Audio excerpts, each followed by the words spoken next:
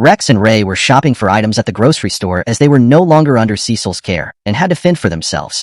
They were still at it when they spotted a monster outside and had to leave everything to take care of it. Meanwhile, Mark brought the spy camera he destroyed for Rude to analyze, as somebody has been spying on him and his family earlier with it, so he wants to know where it's from.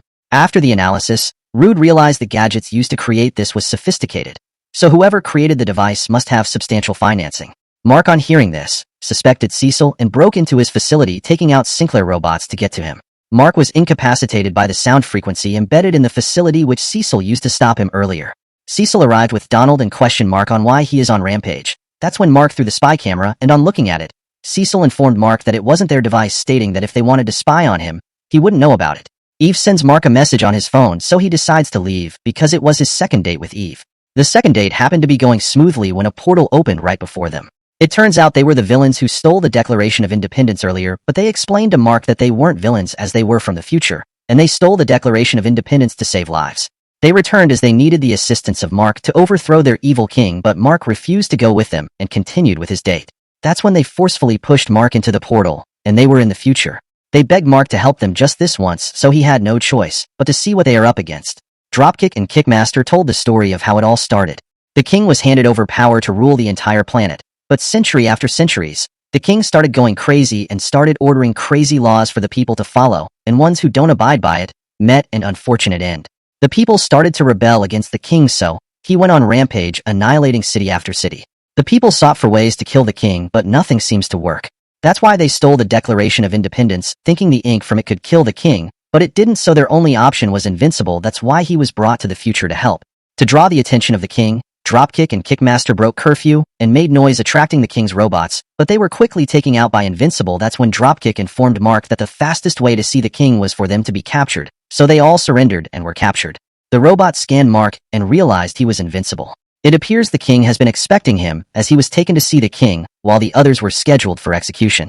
Mark met the king and was surprised to see the Immortal. The Immortal was glad to see Mark and blamed him for everything, as it was future Mark who handed the planet over to Immortal to rule and left.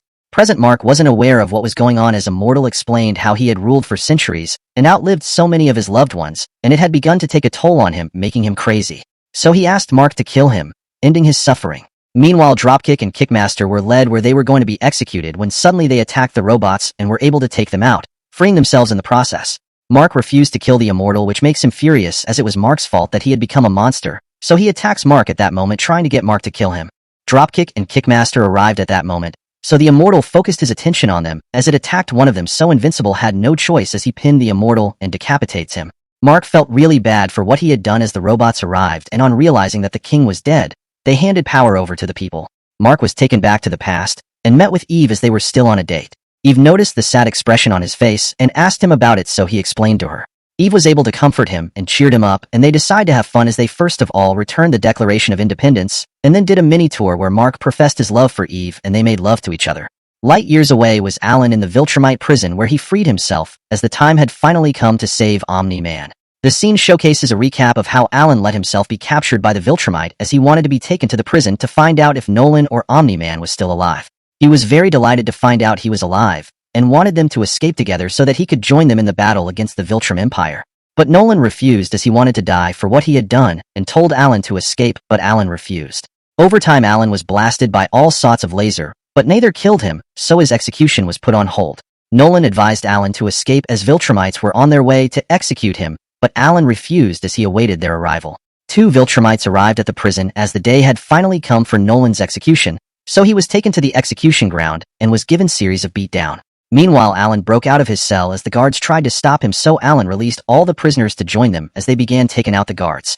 Alan opened one of the cells. Well, it turned out to be Battle Beast's cell, as he was present and informed Alan whether there was worthy opponent for him to fight. Alan informed him of 2 Viltrumites in the facility, which was fair game as Alan and Battle Beast broke out and began taking out the guards on their way to save Nolan. Nolan was beating to a pulp and was almost killed, while Alan was disappointed because he couldn't find Nolan. This made Battle Beast angry because he felt Alan lied to him about the Viltrumite, and as he was about to attack Alan for lying to him, there was a crack in the ground, and at that moment, the ground broke apart, and they dived down to the section where the Viltrumites are. Battle Beast was finally delighted to meet a worthy opponent, so he takes on one of the Viltrumite while the other attacks Alan, punching him severally, and was about killing him, but Nolan wouldn't let that happen as he broke out of his restraints, and both him and Alan engaged in a huge battle with the Viltrumite.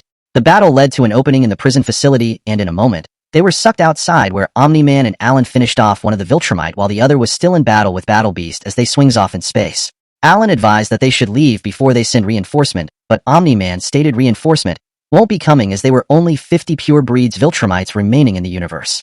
Stay tuned for more episodes of Invincibles on its mythical, and subscribe to this YouTube channel for more mind-blowing recaps like this. Thanks for watching.